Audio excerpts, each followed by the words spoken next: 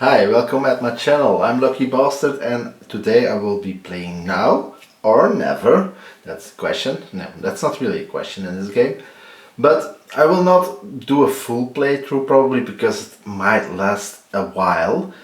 There are some variants, however, if you're interested to make it short or medium length.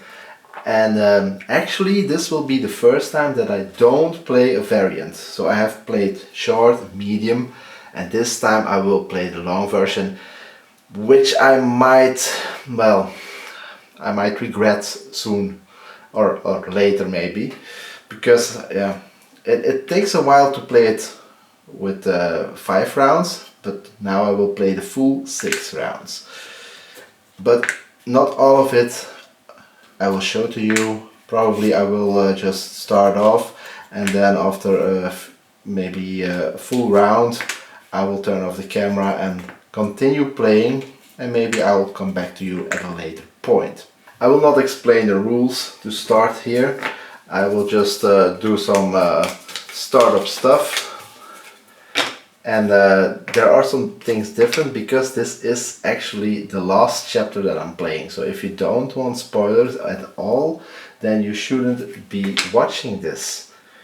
So this is the booklet that I will read from, and it all starts. I made some changes. That's the usual stuff when you start with a new chapter. There are a few changes. But now the introduction. A new wave of monsters has emerged from the meteorite, causing panic among the villagers. Terrified that the monument will be destroyed again, many of the villagers have fled. You must fight back the creatures and find out once and for all how to make the monument a safe place for generations to come. You've heard that an ancient healer, sister of the sage that lives in the hermit hut, has returned to the land. Perhaps she knows what to do. Special rules. The mystic healer indicates the location of an important story encounter. After a player searches at the City of Spirits and claims a search token there, the mystic healer will be placed at a new location on the board. You must search at both locations before the end of the game, or all players lose the game. If a player fails at the mystic healer story, remember to leave the token on the board until a player succeeds. Oh, that's new stuff. Final. If you win the game, meaning that you search the mystic healer token twice, read the final on page 46 aloud at the end of the game. There are specific hero sections throughout the final text. Read these only if the specified hero is in your campaign. Okay, that makes sense. It didn't all make sense because there was a mistake here in this part with the setup, so I made some adjustments. There weren't enough monsters to supply the full board with in each pile there should be 4 monsters, but there weren't enough. So I reduced the number here and here. Probably will not matter that much. Alright, I'm playing solo, so I'm playing against the bot that's over here, but I can start my turn. And the turn is simple. Either I do a specialist action or I do a hero action. I should return this to the other side, because last chapter it was on the dark side. Now we're playing in the light again. I didn't expect that actually, but well, here we are. So there are many things to consider, and I will go through some of them probably, but not all at once. So I can build, for example. That's something you want to do early on. Build some fantastic buildings. But since I don't have as much money as I'm used to, because it's a longer game, you start with less money, I might not be able to build a lot. So maybe I should start cheap. And when you build something, you have to start at the outer edge with a building. Like, let's say, for example, I pick this one. And from now on I can only choose buildings that are adjacent, so one of these 3 buildings. However, there are locations here, the hermit's hut, where you can switch around tiles so that you have more options or other options than you would have had. And so that's usually something I determine very early in the game. Where do I want to enter this square? And I see interesting buildings here, here and here, but they are all at corners, which limits the option afterwards. So if I take this one, I only have 2 options instead of 3, so that's not so good, I think. So here are some cheap buildings, but they don't give me, they give me movement, but they don't give me resources.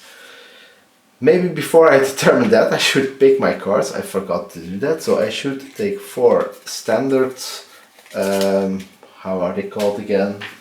Action cards? No. There are artifacts cards, but these are the artifacts cards. These are the advanced cards, but how are the normal standard cards were called? Basic, oh yeah, basic quest cards, yeah, quest, that's the thing I was searching for. So from these six options I need to pick 4. So what do we have? Buried trove, you unearth a metal crate. So I need to pay 1 heart to gain 2 coins. It's something easy to fetch, although it's in the corner of the map, so I might not go there at all because the action there is pretty strong, I would say. So maybe not. Destroyed camp, 3 hearts, and gain a crystal. So Forest of Faces, that's here. That might be interesting. It's another way to get some coins, which I might need in this case.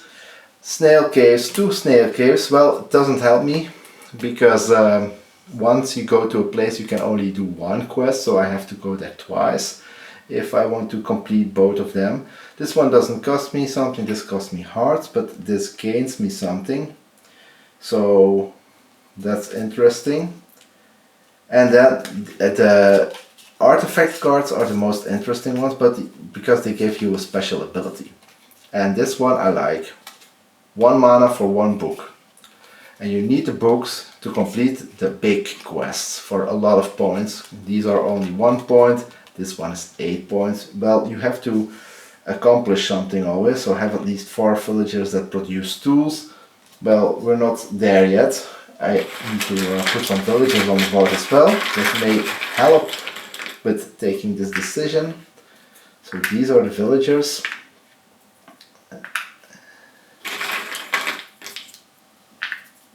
There are tools, that's good, if I want to do that goal, but I need at least 4.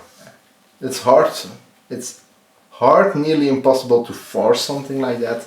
There are ways to switch the row, but I don't like them particularly. So I should always pick this one, because if I can complete it in the first round, which will be tough, getting 2 books is not that easy in 1 round, but I might get 5 books out of it. So that's a certain one. Hermit's Hut. Yeah, it's possible. So which of these are the most interesting ones? 2 coins for going to the corner. I don't think it's something I want to do early in the game, but might work later in the game. Forest of Faces is also together. Snail Caves is there, so Snail Caves is also pretty far, but there is a quest that I can do, so that makes it more interesting to stop there at least once. So I want to do one of these. This is only 1 point. Let's go for this. Maybe I should keep both, and then I can still choose which one I should take. Destroyed camp. Okay, let's take those 2, and those 2 I will throw away. There is a discard pile normally. So that's something I have to keep in mind. These are my cards. Maybe I will put them somewhere that you can at least see them. Well, that doesn't help a lot. Let's fix something else. Like this maybe. If this will help.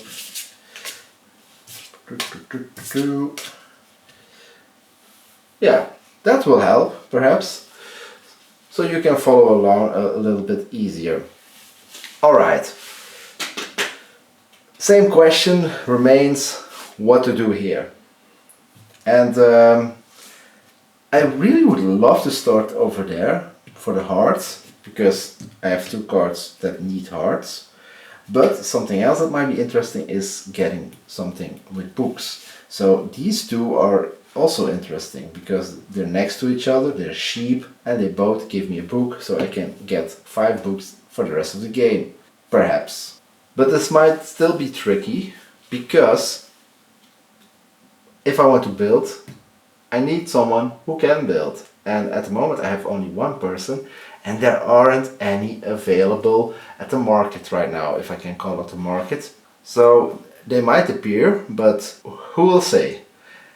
So there is only one other option to build twice in this round, and you can do that also if you're not playing solo, and that's if you going at the player board of an opponent. Now I didn't put a player board here because there's also much room that is taken. So this is actually the player board of my opponent.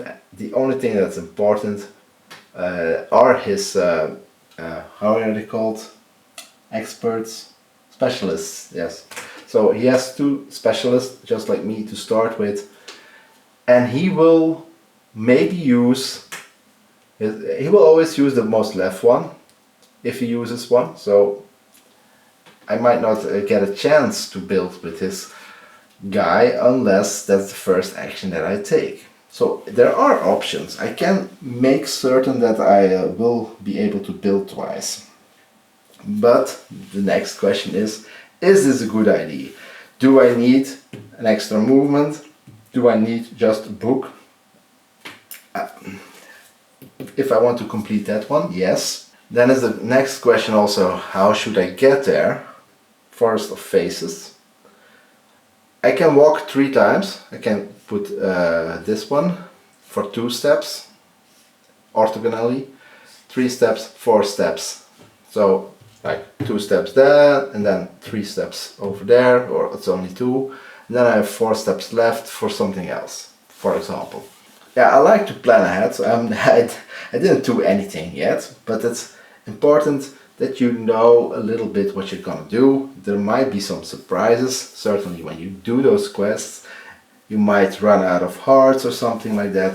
But I really want this card to be completed, so is there an other way besides these 2? I cannot, in the best case scenario, I can build twice. There are also here some tiles where I can gain books, but they're much more expensive. I'm basically already happy that there is an opportunity to do it cheap, but the houses next to it, I don't like them very much. This one, yeah, maybe. I can start with the bottom row. Maybe this one as well. If I buy it early, it will generate me 2 coins every round, and that will be at least, no, not at least, that will be 10 exactly. So it will be a good investment. Also, this building that makes other buildings cheaper is also quite close. So there are some options. So I think I should start building this one or this one. I don't exactly need the extra movement this turn, so I might just go for that. What is the easiest way to get there? That's of course a question. I do think it's like this, because there are mountain areas that are not easy to pass, there are monsters that are not easy to pass. There is another way, of course, trying to beat them. So I could go first step there, then 1, 2, 3 steps over here, and then 1, 2, 3 over there. Something like that, if that would work, of course. 1 step here, and then 1, 2, 1, 2, 3, 4. That's also an option. So, do I want to start with a fight? Now, I'm playing with Zyke, if I'm saying that correctly in English, and he's not the best fighter. He's not the worst either. He's really, I don't think I haven't found out yet where he's good at.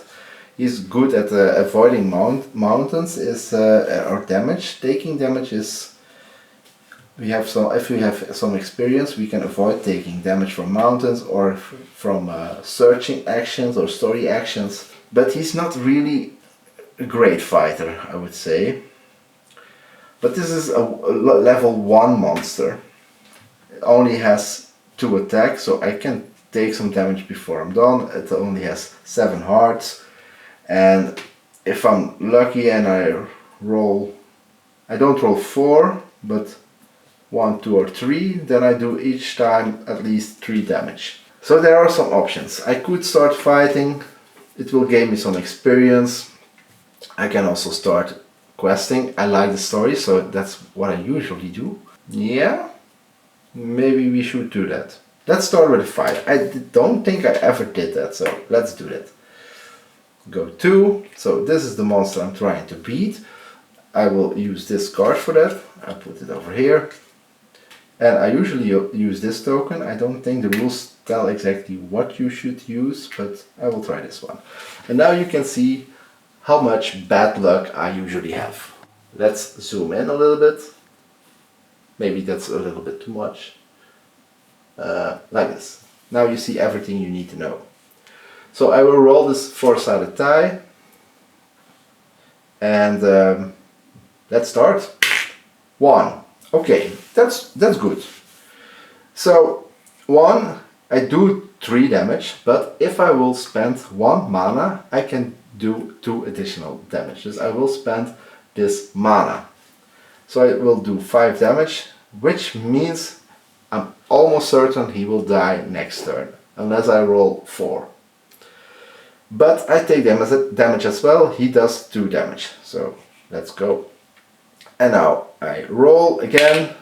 Okay, I do 3 damage. He's dead, but he will still do his damage to me. So again 2, unless I had a shield. But then he wouldn't be defeated. So I like it. Alright, what do I gain? 1 villager and 1 experience. So the experience I'll take here. Put it on my board. This monster goes away. I can put it in my collection or something. It doesn't really matter at this point.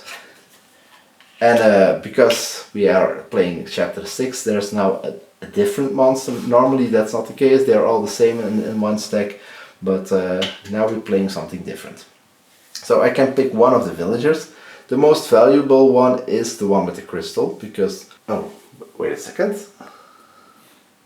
Yes, you can't follow. So the villager that is most valuable is the one with the crystal. You don't see it over here, but you can see it in this arrangement of things I can switch. So I can, for example, give through 3 crystals away for 11 coins. And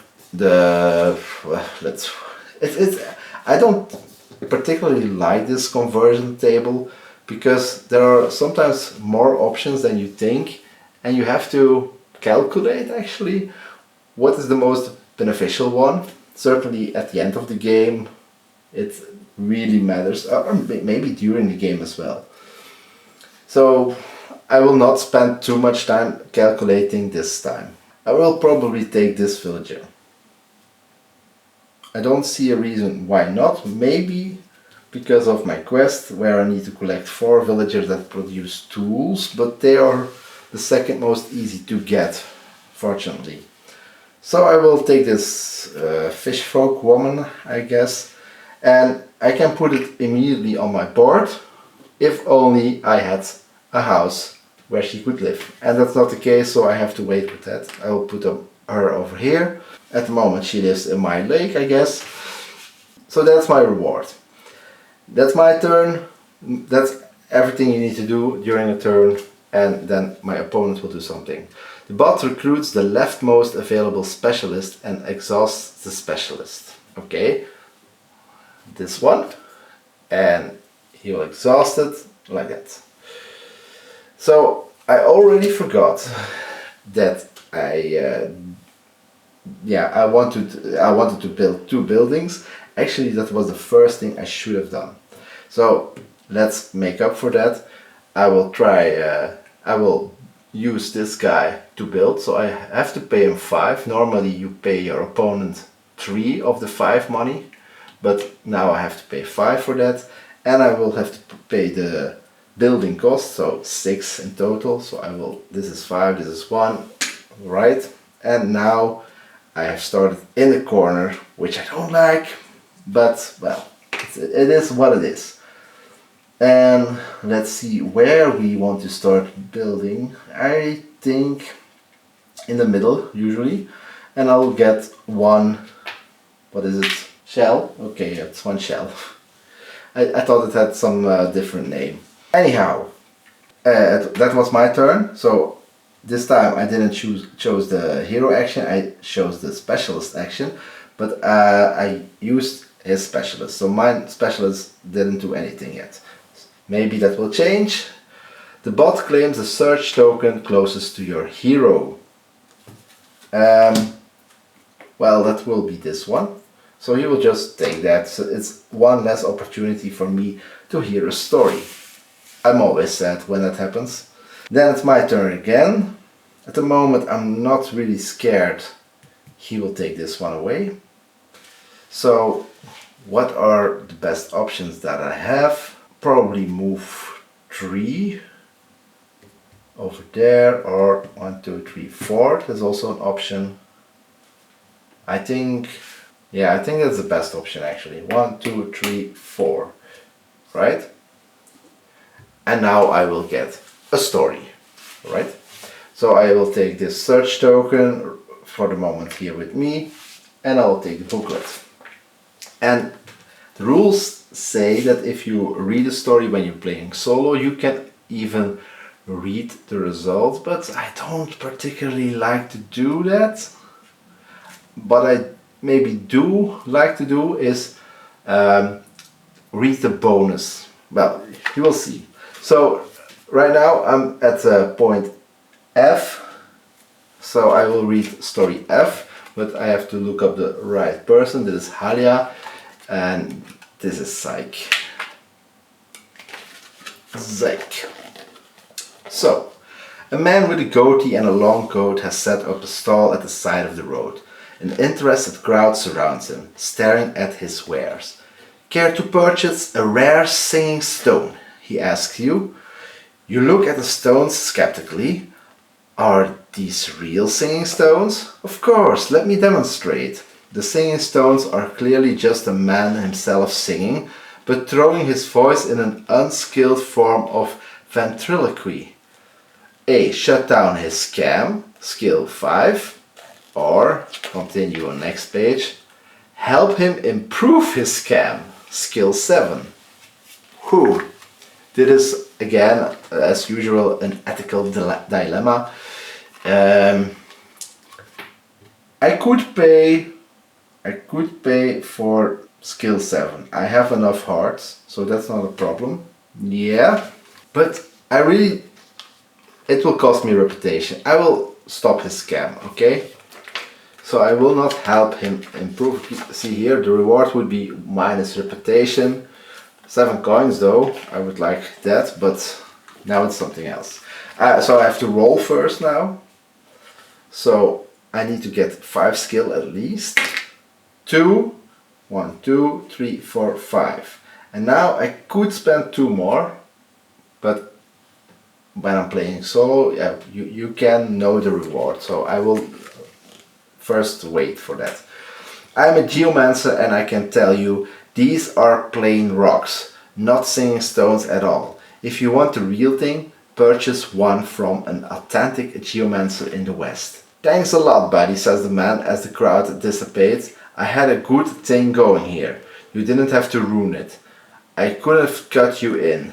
Someone in the crowd hands you a shell as thanks for saving their money. Rewards +2 reputation, so I move this marker here. 1 experience.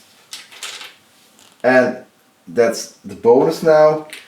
If I give 2 hearts more, I gain an extra experience and 1 coin. Experience can be important, hearts as well of course, but oh wait, I should have lost one heart because I entered the mountain region. And then with my last step I will move there, so there's no danger in that.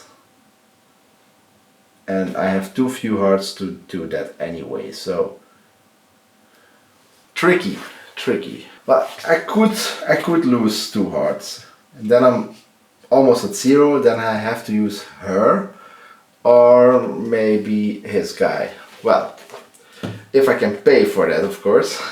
So what else? 1 coin and 1 extra experience. Okay. So now I have 3 experience. Let's see what I can do with my own abilities. So my toughness ability cost me 1 experience. I should have bought it before this actually.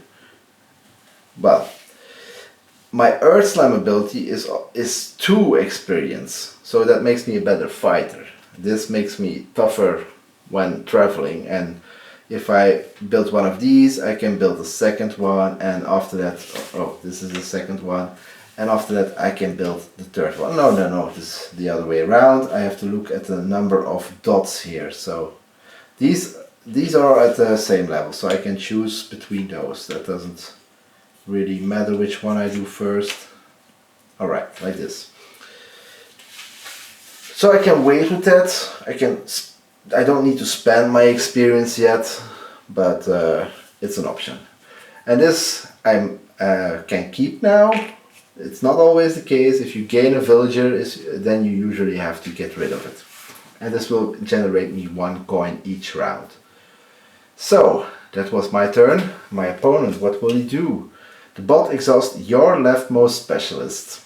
Well, that's a bad thing, you would say. I cannot use my person that will raise my hearts to 13 again, but he will give me 3 coins for that. So actually, when you're playing solo, it's usually better to use the opponent ones, and you can hope that he will use yours. Because this one cost me, okay, it cost me 1 coin more, but if he uses mine, I gain 3 coins. So overall I gain 2. If you know what I mean. Well, it doesn't really matter. This is what he is doing, so I need to cope with that or whatever. Let's take a turn. I will do a specialist action, and I will build, because if he exhausts another guy of mine, then it will be my leftmost, so it will be this one. I don't think there's a second card, but who knows. So I will now build this one, plus 1 movement, and now I could build it over here and gain another shell, but I can also build upwards. So you always have to, you start at the bottom and you have to build adjacent orthogonally. And why should I do that? Because there are more points to gain if I complete a row with buildings at a higher level. The first row is useless for that matter. So I think I will build it there. It costs me 5 plus 3 for the building, so that's 8. So I will return this and take 2. And this one is used. Alright, my opponent, what will he do? If the bot has not yet attacked an enemy this season, the bot defeats the next available enemy with the lowest level. Now, this will be more tricky in this scenario, because there might be several. And they didn't take that into account apparently. So I will take the closest one that seems the most reasonable. And 1, 2, 3, 4. 1, 2, 3, 4, 5. So this one is the one he will defeat. And that is revealing a level 7 monster. Wow. He doesn't score points, so I can just throw that away. It just is changing the state of the board sometimes. Alright. Now I could pay 4 coins to use his guy. So I think I want to do that. Then I start at 13 hearts again. and that's probably necessary for my next turn to have a good turn. Alright, I should have taken 2 books by now, I forgot to do that, so that's fine now. And let's see what he will do. The bot claims a search token closest to your hero. I don't like that ability, but let's both are equally close. Let's take this one because I will be heading that direction, so I might later try to find out what's beneath those. So my next turn will be moving there. 3 spaces I can move, but I will stop over there. And I think that's worth it because now I can find an ether compass. So I pay 2 books, and from now on, once per season, so 6 times, I can do it right now, I can spend 1 mana for 1 book. And I'll put it over here so I can see the ability. You can do it with your player board, I think it's in the rules like that, but now here are my cards that I normally have in my hands. So I'll do it like this. And I will spend 1 mana, I can put it on here so I don't forget, to gain 1 book. So maybe I will try to get a lot of points from quests. There are a lot of points to gain, but usually it's at the hermit's hut and I'm going the other way, so I'm not doing that particularly well, but we'll see. So I did my last turn probably, and the bot says exhaust their leftmost specialist. They don't have any. If all are exhausted, the bot exhausts your leftmost specialist. I don't have any. So nothing really happens. I don't think he will do anything. And neither will I, because I only have 3 money. I can build this house, but you always have to pay someone to build something, and I should move these along.